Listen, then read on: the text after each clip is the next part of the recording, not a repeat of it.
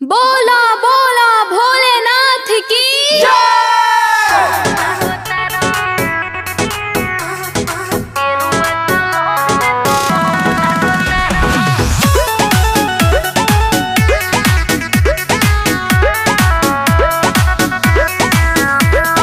रहिया चलत खाली मुहवे निहारेलू लहई कावर धर खाली के सिए सवारेलू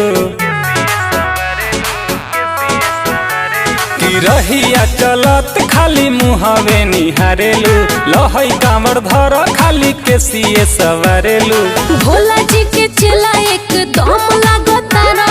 टीका वाला गा के हैंड साम लागो तारा सच को ही जान हम गेरुआ कलर में तो बम लागो तारा सच को ही जान हम गेरुआ कलर में तो बम लागो तारा।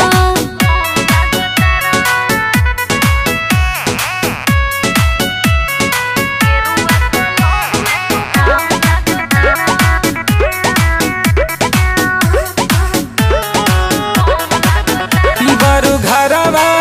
के भीतरवा तनी देखल कर टोला समाज के सब देखी है खूब निरेखी है अभियो से बदल अपन मिजाज के। हम तो शिव जी के नाम गोहराइला जैसन लागो तारो वैसने बताइला हीरो जैसन माई के कसम लागो तारो कवनो कंवरिया से न कम लागो तारो सच को ही जान हम गेरुआ कलर में तू बम लागो तारो सच को ही जान हम गेरुआ कलर में तू बम लागो तारो।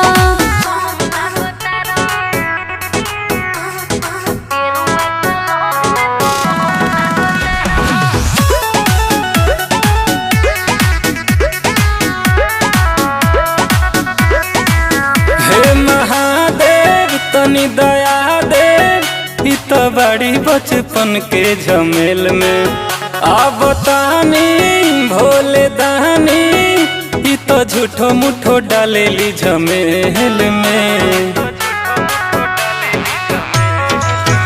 जवन भइल होके गलती भुला दी हो हमर शादी हमर जान से करा दी हो बॉलीवुड के हीरो हर दम लागो तारा ओकरो से सुनो रे सनम लागो तारा सच को ही जान हम गेरुआ कलर में तू बम लागो तारा सच को ही जान हम